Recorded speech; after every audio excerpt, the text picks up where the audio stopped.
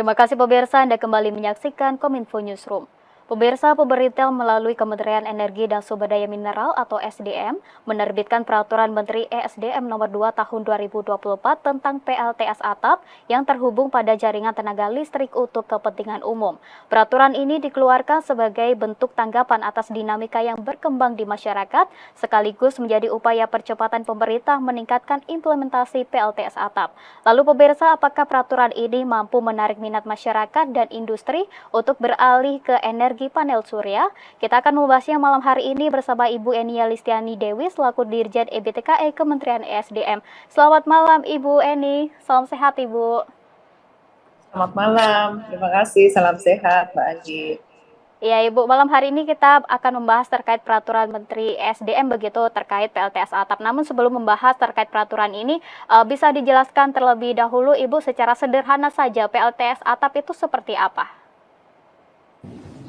Baik, terima kasih. PLTS atap yang akhir-akhir ini mulai banyak diminati oleh berbagai kalangan ya.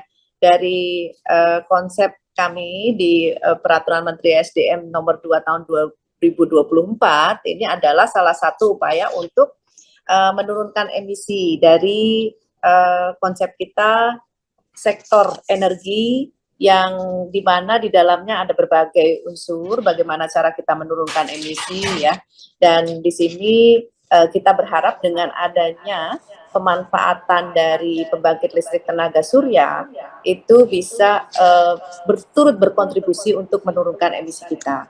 Dan pada kesempatan ini kita mengadres berbagai hal ya. Untuk PLTS ini ada ground mounted, jadi PLTS besar, dan juga PLTS atap yang ada di atap-atap rumah ataupun bangunan gedung ya, yang diletakkan di atas begitu. Dan yang terakhir adalah PLTS yang ada di atas permukaan air, jadi kita sebutnya PLTS apung. Nah, ini ada 3 konsep PLTS yang kita akselerasi penggunaannya di berbagai sektor. Nah, saat ini juga yang terakhir nih, isu terakhir selain PLTS atap, kalau kita mengenalnya PLTS ground mounted sudah dari dulu, kalau PLTS atap banyak sudah dikenal oleh masyarakat, dan yang terakhir adalah PLTS floating ini sekarang kita akselerasi bukan hanya di waduk-waduk, tetapi semua bendungan. Jadi dikombinasikan dengan pembangkit listrik tenaga air, lalu fungsi bendungan itu sendiri untuk membantu irigasi, dan serta di atasnya kurang dari 20% bisa kita manfaatkan sebagai tempat untuk meletakkan solar cell, sehingga isu lahan tidak ada lagi. Nah, ini kita sebut hybrid dam. Jadi konsep ini juga sudah mulai dikenalkan kepada industri maupun masyarakat di tanah air kita. Begitu Mbak, tentang PLTS nih, kita berharap penggunaan PLTS ini tentu saja bisa menurunkan emisi.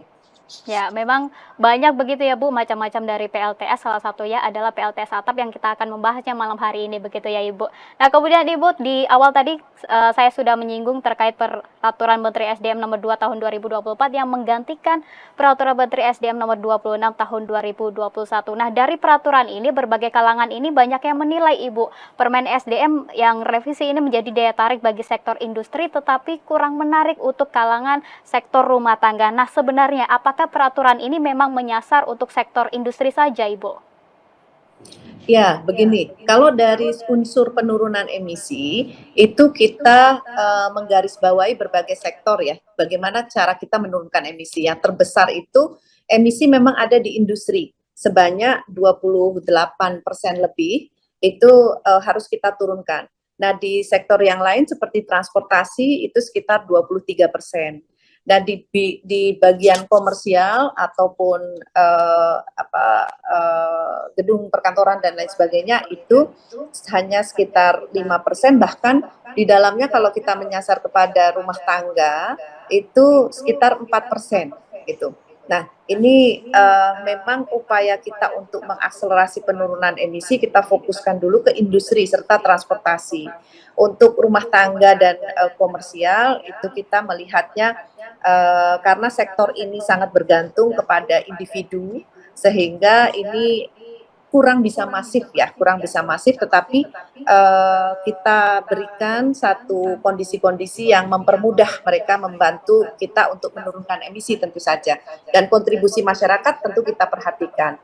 Nah, dari konteks ini, penurunan emisi untuk di sektor PLTS atap ini saat ini ada 9.324 pelanggan ya, untuk kapasitas dengan total 198 megawatt peak, dan saat ini yang dari industri itu sendiri itu mencapai 62%-nya, jadi sekitar 123,5 megawatt peak.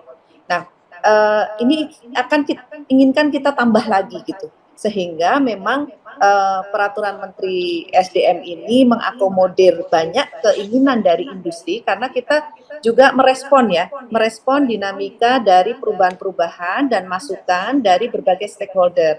Nah, terutama yang ingin minta akselerasi lebih cepat lagi adalah industri, sehingga kita melihat bahwa untuk PLTS atap ini, karena industri kita mempunyai warehouse yang sangat besar dan itu bisa kita maksimalkan, sehingga PLTS atap ini diperuntukkan untuk industri terlebih dahulu. Dalam hal rumah tangga, kita harapkan menjadi satu komponen yang mendukung dari rumah tangga itu untuk kita bisa menurunkan emisi. Jadi pemanfaatannya, karena kebutuhan industri saat ini, industri itu lebih menginginkan karena produk-produknya akan jauh lebih bersaing ya di sektor domestik maupun internasional. Jadi sekarang global competition-nya sudah ada, sehingga industri ini menginginkan lebih banyak green product. Nah, dari upaya industri ini mencapai target yang seperti itu, dia minta kapasitas yang lebih banyak. Makanya kita mengakomodir isu dari masyarakat ini, industri. Jadi permintaan dari industri ini lebih besar. Nah, masyarakat juga memberikan masukan. Jadi respon kita terhadap aduan masyarakat ini lebih kepada pembatasan kapasitas. Nah, pembatasan kapasitas yang selama ini regulated di Kementerian SDM itu hanya kecil ya. Sekarang kita bebaskan, mau masang berapapun oke, itu, tetapi sesuai kemampuan gitu ya, hanya sesuai dengan kuota. Jadi itu yang kita batasi, karena memang untuk masuk ke gridnya PLN itu perlu stabilizer yang lebih akomodatif begitu. Jadi jaringan-jaringan PLN juga kita lihat potensinya seperti apa, lalu besaran kuotanya seperti apa. Memang itu yang harus kita adjust ya di dalam regulasi ini. Begitu, Mbak. Ya, memang peraturan ini lebih menyasar begitu ya Bu ke sektor industri, karena memang tadi seperti Ibu yang dijelaskan Ibu tadi, warehouse-nya lebih luas begitu daripada skala rumah tangga. Nah, skala rumah tangga ini memang bisa mengimplementasikan PLTS atap, namun memang ada kuota-kuota tertentu begitu ya Ibu Eni. Nah, kemudian Ibu terkait dihapusnya sistem net metering pada pemasangan PLTS atap, apakah nantinya akan berdampak pada capaian target PSN 3,6 gigawatt di tahun 2025 Ibu? Saat ini begini, pada saat tahun lalu ya, Peraturan Menteri 26 tahun 2021, pada saat itu kita mengusulkan PLTS atap ini karena ingin mengakselerasi.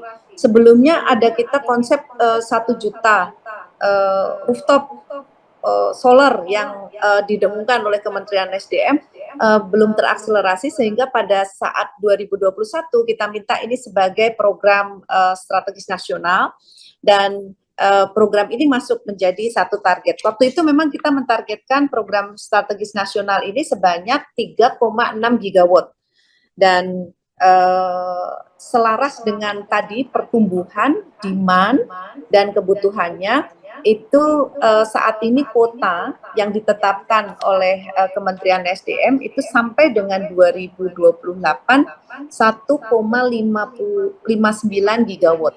Jadi kalau dari target PSN tadi mungkin separuh lebih ya, sudah separuh lebih kita alokasikan sampai dengan 2028. Tetapi ini kembali kita akan merespon dari target ini apakah memang butuh lebih banyak lagi sesuai dengan target kita semula ataupun lebih cepat lagi begitu ya. Ini kita akan adaptif terhadap permintaan-permintaan dari masyarakat. Tentu saja kita mengkondisikan lagi grid yang ada, jaringan transmisi yang ada bisa disuplai di mana, lalu mungkin demand-nya itu juga terpisah dari supply tadi.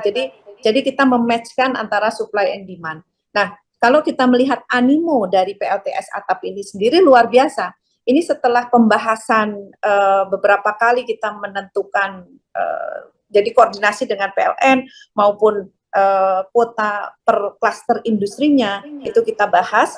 Lalu keluarlah 1,59 gigawatt ini hingga tahun 2028. Nah, saat itu sudah mulai dikritisi ini kurang gitu, tetapi nggak apa-apa, kita akan lihat animonya. Nah, dalam 1 bulan ini setelah 1 Juni ya, setelah 1 Juni itu dibuka, kuota untuk 1 tahun ini 2024 adalah 901 megawatt. Nah, dalam 1 bulan ternyata sudah terpakai 637, jadi 637 kita buka kuotanya karena sebelumnya sudah ada ya dari 900 ini. Lalu dari situ sudah ada pengusul lebih dari 300-400an megawatt, tetapi yang kita terima itu per minggu lalu adalah 270,8 megawatt peak. Jadi masih ada kuota sekitar 366,6 megawatt peak yang dari minggu lalu sudah kita jelaskan ke publik bahwa ini tinggal segini nih, tinggal kalau dari target 900 tinggal 30% nih, 30%. Nah, kalau 30% ini habis juga di dalam masa 1 bulan berikutnya dan masih ada permintaan lagi, kita sedang membahas memang dengan PLN apakah ini merubah clusteringnya ataupun menambah kuota ini gitu ya, itu sedang dibahas. Jadi kita pemerintah melihat animo dari masyarakat, dari industri perlu ditambah atau tidak, kita akan sesuaikan begitu.